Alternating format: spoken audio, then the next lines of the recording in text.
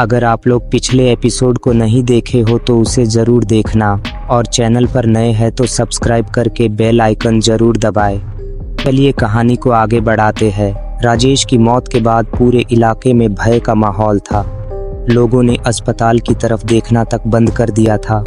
जो भी इस भूतहा ऑपरेशन थिएटर में गया वो कभी जिंदा वापस नहीं आया। लेकिन अब ये मामला पुलिस से ऊपर उठ चुका था।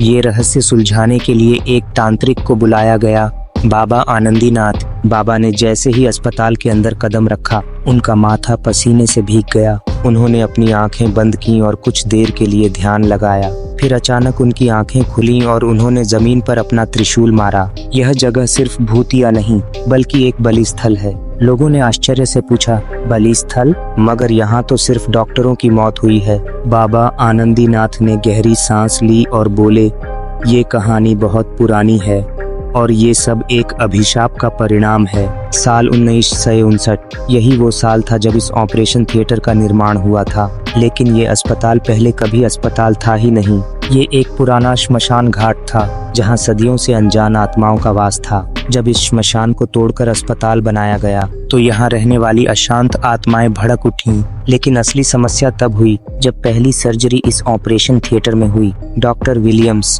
जो इस अस्पताल के सबसे पहले सर्जन थे, उन्होंने एक असामान्य ऑपरेशन किया। वो ऑपरेशन किसी इंसान का नहीं था, वो एक मरे हुए व्यक्ति का था। कहते हैं कि एक दिन आधी रात को जब अस्पताल में कोई नहीं था, डॉक्टर विलियम्स ने कुछ अजीब करने की ठानी। वो एक लाश को ऑपरेशन टेबल पर ले आए और बिना किसी कारण के उसकी छाती को चीर डाला। वो किसी रहस्य को ढूंढने की कोशिश कर रहे थे।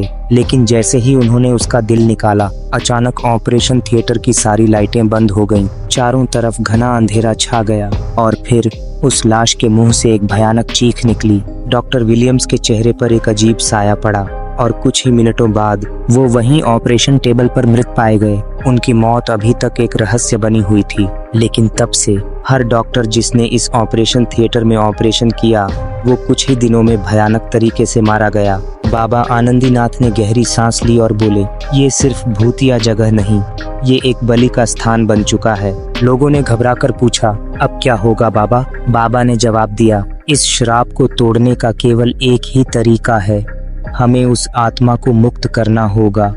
लोगों ने हैरानी से पूछा, पर वो आत्मा कौन है? बाबा ने धीरे से कहा, जिसका पहला ऑपरेशन किया गया था। पर वो लाश तो 65 साल पहले की थी, अब हम उसे कैसे ढूंढ सकते हैं? बाबा ने मुस्कुराकर कहा, लाश नहीं मिलेगी, पर वो आत्मा अभी भी यहीं भटक रही है। अब सवाल ये था, क्या बाबा इस आत्मा को शांत कर पाएंगे या फिर ये ऑपरेशन थिएटर हमेशा के लिए मौत का घर बना रहेगा? लेकिन सबसे खौफनाक बात ये थी कि अभी तक इस ऑपरेशन थिएटर की दहशत खत्म नहीं हुई थी। रात के 3 बजे फिर से ऑपरेशन थिएटर की खिड़कियों से हल्की रोशनी दिखी और अंदर से किसी की धीमी सिसकियों की आवाज आई। क्या ये आत्मा मुक्त होगी या फिर कोई और शिकार बनेगा? रात के 3 बजे अस्पताल के उस भूतिया ऑपरेशन थिएटर में हल्की रोशनी जल उठी। खिड़कियों के शीशों पर किसी के साए लहराने लगे। बाबा आनंदीनाथ ने अपना त्रिशूल जमीन पर मारा और बोले, जिसकी मौत की सर्जरी की गई थी वही इस जगह का असली मालिक है। लोगों के रोंगटे खड़े हो गए। यह पहली बार था जब किसी ने इस ऑपरेशन थिएटर की सच्चाई को सीधे सीधे कहा था। 15 साल पहले इसी अस्पताल में डॉक्टर वीरेंद्र नाम के एक युवा सर्जन आए थे। वो काफी बहादुर और तर्कशील इंसान थे। उन्हें इन भूत प्रेत की कहानियों पर बिल्कुल भी यकीन नहीं था। पर एक दिन एक ऐसा ऑपरेशन हुआ जिसने उनकी जिंदगी बदल दी। वो रात 19 अगस्त 2010 की थी। रात के 2:45 पर इमरजेंसी वार्ड से फोन आया, डॉक्टर साहब, एक मरीज की हालत बहुत खराब है। डॉक्टर वीरेंद्र तुरंत भागकर ऑपरेशन थिएटर पहुंचे। वो जैसे ही अंदर गए, उन्हें एक अजीब सी ठंड महसूस हुई। कमरे का तापमान अचानक गिरने लगा, लेकिन वो इन बातों पर ध्यान नहीं देना चाहते थे। उन्होंने ग्लव्स पहने, मास्क लगाया और ऑपरेशन करने लगे। पर तभी ऑपरेशन टेबल पर लेटा मरीज हिलने लगा। डॉक्टर वीरेंद्र ने उसकी तरफ देखा तो उसकी आंखें खून से लाल हो चुकी थीं। अचानक उस मरीज ने अपना सिर ऊपर उठाया और रुको, एक गूंजती हुई आवाज पूरे ऑपरेशन थिएटर में फैल गई। डॉक्टर वीरेंद्र घबरा गए, उनके हाथ कांपने लगे। मरीज अब पूरी तरह से उठ चुका था और उसकी आंखें अब सीधे डॉक्टर वीरेंद्र की आंखों में गड़ी हुई थीं। तुम सबको मरना होगा, ये कहते ही उस मरीज का शरीर तेजी से जलने लगा और कुछ ही सेकंड्स में राख बन गया। डॉक्टर वीरेंद्र बुरी तरह सदमे में आ गए। उन्होंने इस घटना को किसी को नहीं बताया, पर कुछ दिनों बाद वो अचानक अस्पताल के तीसरे माले से गिरकर मर गए। लोगों का मानना था कि ऑपरेशन थिएटर की आत्मा ने उन्हें मार दिया। वापस 2025 में बाबा आनंदीनाथ ने आंखें बंद कीं। उन्होंने एक त्रिभुज बनाते हुए चारों कोनों में दीपक जलाए। फिर उन्होंने जमीन पर राख छिड़की और बोले, अगर तू इस जगह का मालिक है तो सामने आ। पूरा ऑपरेशन थिएटर हिलने लगा। लाइट्स तेजी से जलने और बुझने लगीं और फिर दरवाजा खुद ब खुद खुला और उसमें से एक कटा फटा इंसानी चेहरा दिखाई दिया। वो कोई और नहीं बल्कि वही आत्मा थी जिसका सबसे पहला ऑपरेशन हुआ था। वो धीरे धीरे आगे बढ़ रही थी। उसके शरीर से काले धुएं की लपटें निकल रही थीं और जैसे ही बाबा ने मंत्र पढ़ना शुरू किया, वो आत्मा गुस्से से चीख उठी, तुम इस श्राप को नहीं तोड़ सकते। ऑपरेशन थिएटर में खौफनाक माहौल था। चारों ओर तेज हवा चलने लगी। दीवारों पर लगे मॉनिटर अपने आप ऑन और ऑन ऑफ हो रहे थे और सामने खड़ा वो अधजला भूतिया शरीर जिसकी आंखों से लाल अंगारे निकल रहे थे, गुस्से में कांपते हुए बाबा आनंदीनाथ की तरफ देख रहा था। बाबा ने अपने हाथ में भस्म से भरा कटोरा उठाया और जमीन पर एक रेखा खींच दी। तेरा अंत आज होगा, बाबा गरज उठे, लेकिन आत्मा ने एक खतरनाक ठहाका लगाया। मुझे मिटाने आया है? पहले उन लोगों से पूछ जो मुझसे पहले टकराए थे। जैसे ही उसने ये कहा, ऑपरेशन थिएटर की दीवारें हिलने लगीं और अचानक फर्श पर खून की बूंदें टपकने लगीं। लोगों ने ऊपर देखा, छत पर कई डॉक्टरों की लाशें लटकी हुई थीं। वे सब वही डॉक्टर थे जिन्होंने इस ऑपरेशन थिएटर में कभी ऑपरेशन किया था और फिर रहस्यमय तरीके से मारे गए थे। बाबा आनंदीनाथ ने मंत्रों का जाप तेज कर दिया, पर तभी आत्मा जोर से चिल्लाई, मैं यहाँ से नहीं जाऊंगा क्योंकि मैं वो नहीं जो तुम सोच रहे हो। लोगों ने डर कर पूछा, तो फिर तू कौन है? आत्मा ने धीरे से कहा, मैं वो नहीं जिसकी पहली सर्जरी हुई थी, मैं सिर्फ एक और शिकार हूँ। बाबा के चेहरे पर हैरानी छा गई। उन्होंने आगे पूछा, फिर वो कौन है जिसने ये श्राप दिया? आत्मा ने कांपती हुई आवाज में कहा, जिसकी बलि दी गई थी वो इस जगह का असली मालिक है। सन्नाटा छा गया। लोगों के चेहरों पर हवाइयां उड़ने लगीं। बाबा ने तुरंत आदेश दिया, इस अस्पताल का पुराना रिकॉर्ड लाओ। कुछ ही मिनटों में एक पुरानी फाइल निकाली गई। उसका पहला पन्ना खोलते ही सबके रोंगटे खड़े हो गए। उसमें लिखा था, 19 अप्रैल 1959 साल पहला गुप्त ऑपरेशन, और ठीक नीचे एक फोटो चिपकी थी जिसमें एक आदमी की आंखें फटी हुई थीं, चेहरे पर गहरे जख्म थे और उसके गले पर एक अजीब सा कटा निशान था।